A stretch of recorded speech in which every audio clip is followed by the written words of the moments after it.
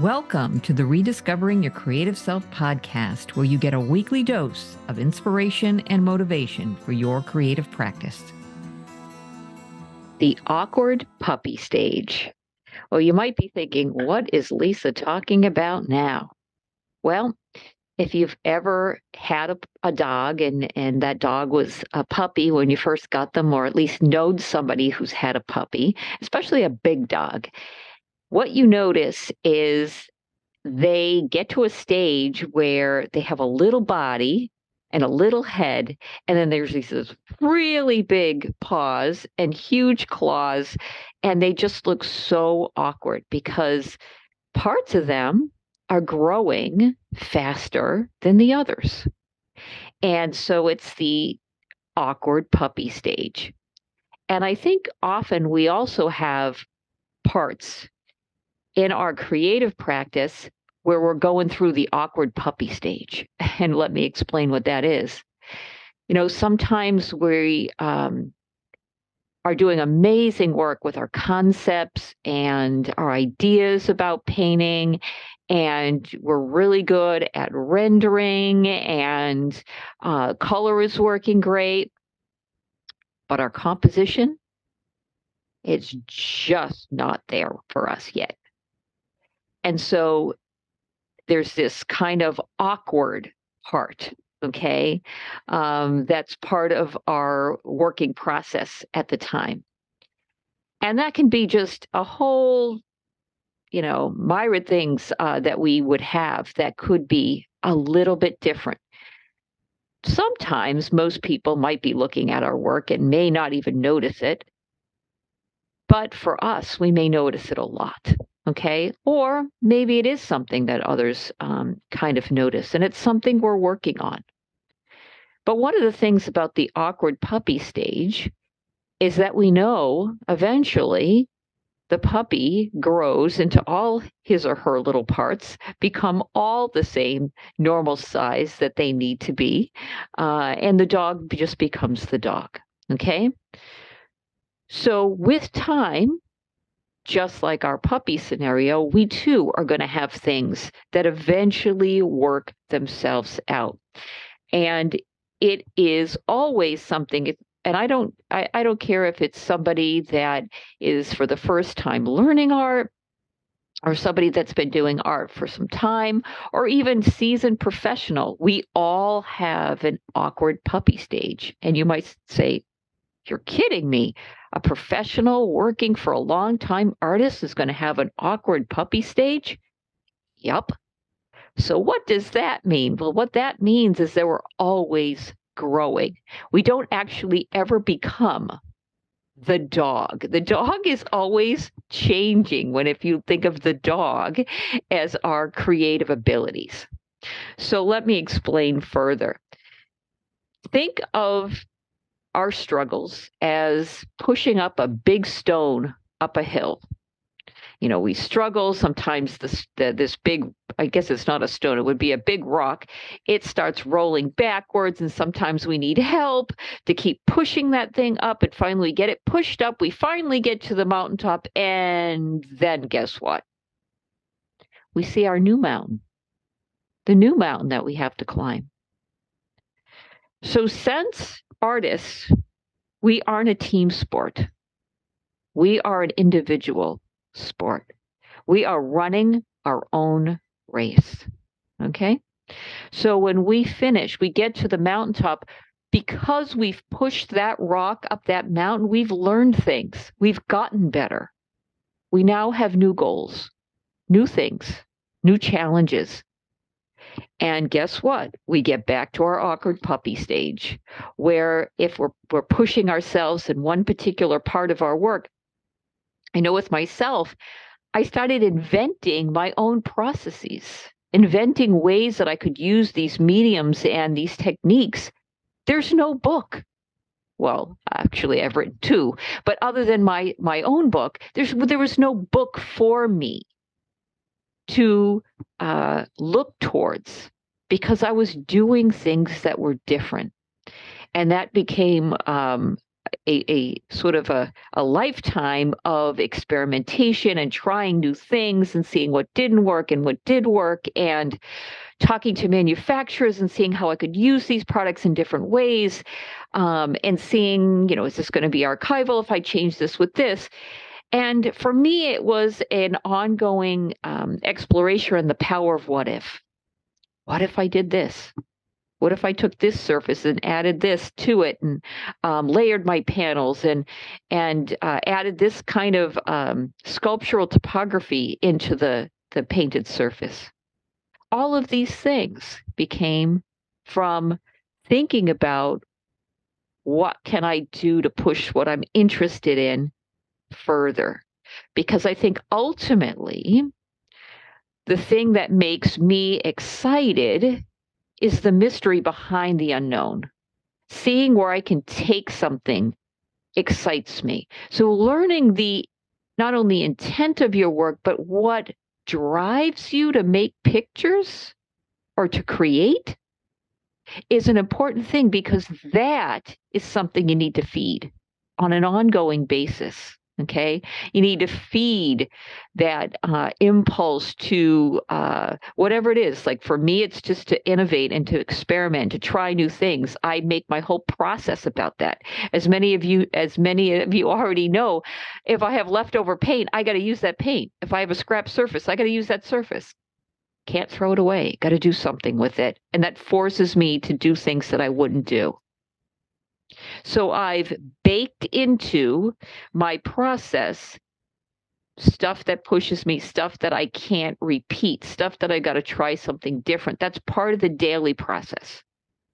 So what are some of the things that you could put into your daily or weekly process that feeds your things that excite you, that give you your passion for what it is you do? I think those are things that we do. It's not like all of a sudden, miraculously, one weekend, I want to invent something. No, it's every day, every day, every day. Try something. Oh, I've got this extra paint. What surface can I put this on? Something I've already created. I've got little mini experiments, like lots of them, boxes of them. And I can find new surface and can add this little medium to it. Well, what if I did this? What if I put it in a mold? You know? If something goes in a silicone mold, does it stick to it? Can I take it out? Does it harden? Is it flexible? These are all things that I discover through doing something else that I'm looking towards, So when you're doing your process, okay, you're going to have an awkward puppy stage at every step of the game, because the awkward puppy stage means you have strengths in one thing, okay, because you walked up one or two mountains prior to that game. But when you're going up to that new mountain, that new mountain's not the same mountain. Okay.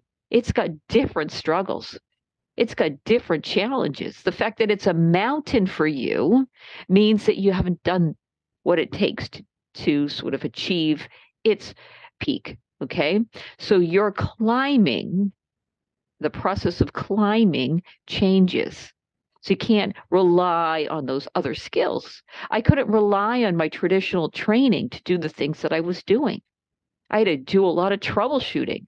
I love problem solving.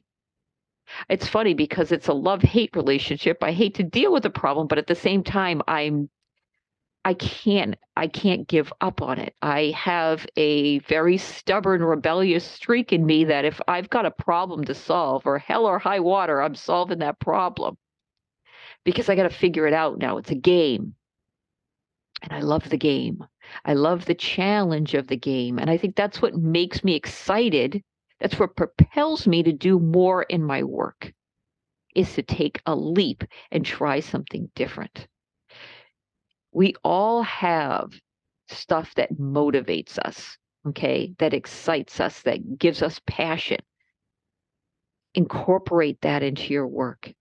You may end up with the ugly, the not ugly, but awkward, puppy stage, but that's okay.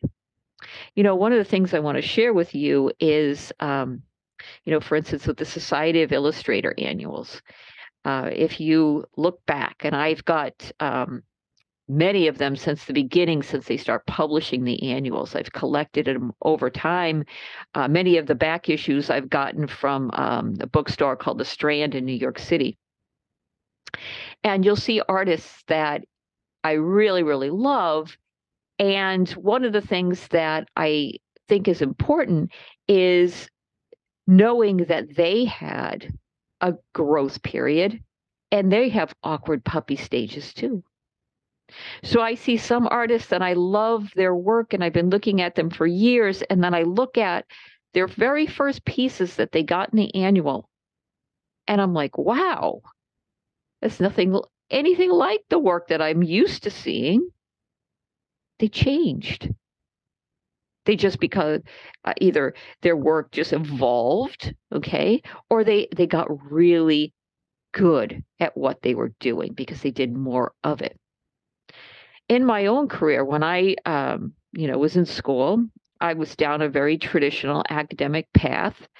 And I did mostly representational, realistic work. That's who I studied under. They did representational, figurative, lots of figurative classes, lots of anatomy. I even took figurative anatomy and sculpture. And I was always learning what you could call the traditional skills.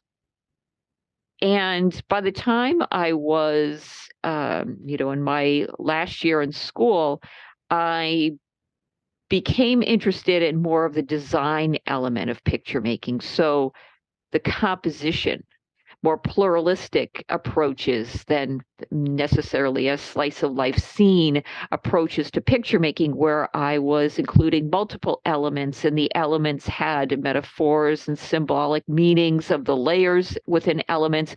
But I wasn't really working with art that was in physical layers. It was more visual layers. So I was into that concept of constructing montage type of images and layers, which there could be like floating heads and just different kinds of things.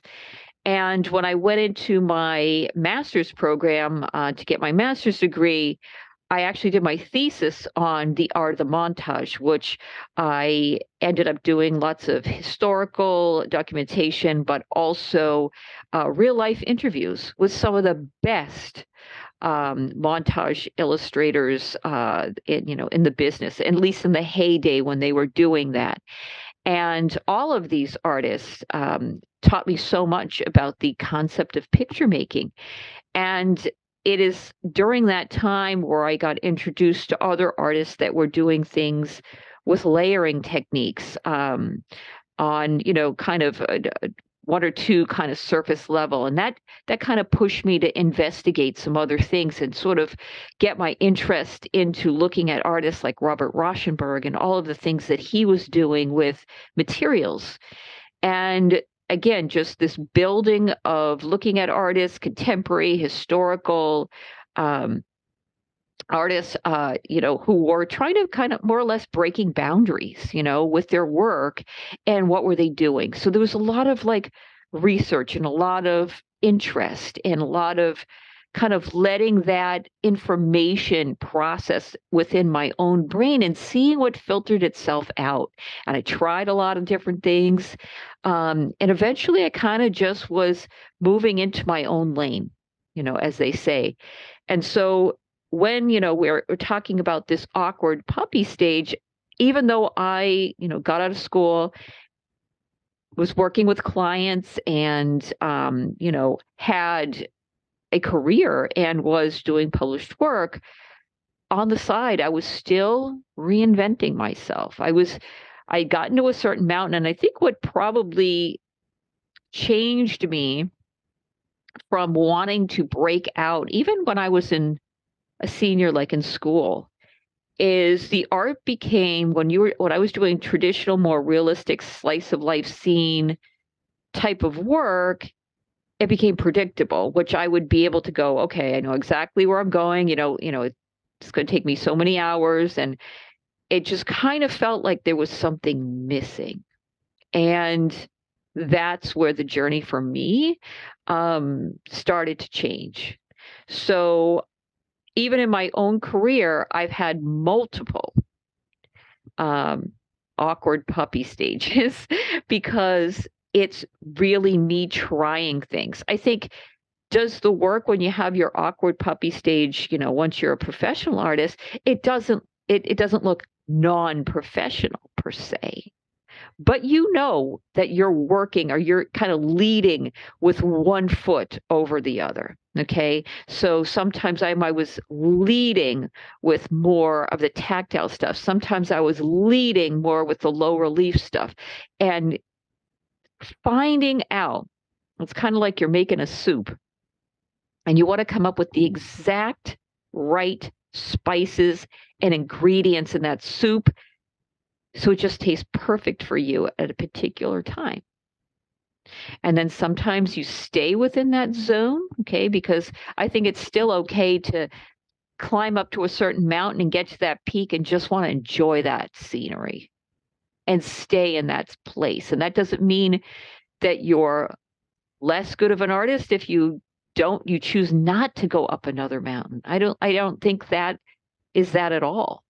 What I do think is the people that choose to keep climbing is because I think the climb, and I think I might be one of those people, the climb is the art for them. The climb, the journey, the experience, that's what they get from that process of doing art.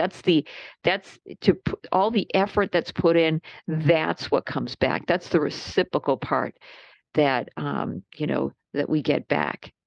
And I think, sometimes when we're in the process of doing our work, we get to know the parts of us that we enjoy, um, that engagement that we enjoy, and the other parts that are more of the struggle. And the struggle could be in so many different things. Sometimes it could just be boring for us, a certain part of the process that's boring for us.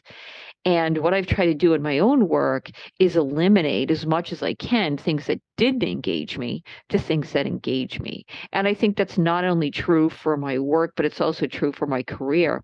The things that I've done, I was maybe excited about doing. And then I did a lot of it because I thought, oh, I'll just do more. And then I said, no, I think I need more like a 30% of that, not like 70%, of something that I'm doing. So I think we all have a mix of what we do in our creative lives. And that mix changes. It mix changes when I was a mom and, when my daughter finally got out of college. All these things change over time. But no matter what, we're always going to go through this awkward puppy stage. And I think what's important is that we realize that we're going to eventually grow into those things and we're going to have a season or two or three or many, which we're going to be the full grown dog.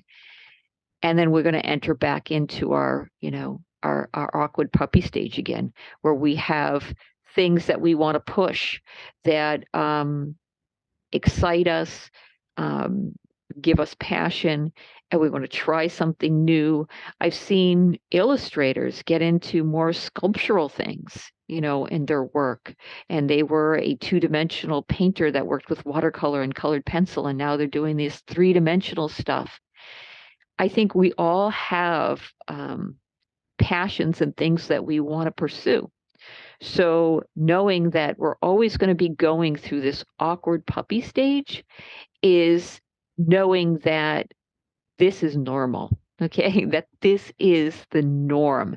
So nobody looks at a puppy and says, oh my goodness, this is a deformed dog. There's something wrong with this dog. No, everybody says, wow, this is so cute. Look at how adorable. The dog's in his awkward puppy stage, and you love the dog for that. So we love our process, even when we have our awkward puppy stages and all of those other kinds of things. But I think when we sometimes can give it a name, it kind of helps us understand where we are in our work, because I think as artists, we are very sensitive individuals. And I think that's a good thing. I think being sensitive gives us a lot of empathy. It gives us a sense of being sensitive to the things that are part of this world that are important to absorb and put into and transform into artistic projects, artistic endeavors. So our sensitivity is something, it's a gift for us. It's a gift part of our personality that we're able to take things in and see things kind of in another light, in another way because of that sensitivity. So we love the stages that we're doing, and to be able to kind of look at it and say, okay, yeah, that's normal. It's just not that oh no, my work just got instantly bad, or there's something wrong with what I'm doing. No, those are just sometimes the ego likes to be extra critical. And it's important that as we move forward, we have challenges. We have challenges to ourselves and our careers. And another thing too, a lot of professional artists that I know, we like to get together as a community, because when we see each other, we kind of encourage each other to push ourselves into the next awkward puppy stage and push ourselves into learning new things, and that it's okay to learn new things, and that it's okay to grow. Okay. Because eventually with time, you'll just become the dog again. So with that, I would like to say, love your awkward puppy stages, every single one of them. We've been blessed to do this as creative beings. And as always, create from the heart. This audio series is part of my Navigating the Labyrinth of the Creative Mind Patreon endeavor. The site uniquely intermixes self-reflection and personal storytelling with exploratory mixed media techniques and expressive approaches to art making, elevating the creative consciousness and guiding each person on his or her own path to discovering the creative spark that resides within. Check us out at www.patreon.com/Lisa L. Cyr, and that's spelled CYR.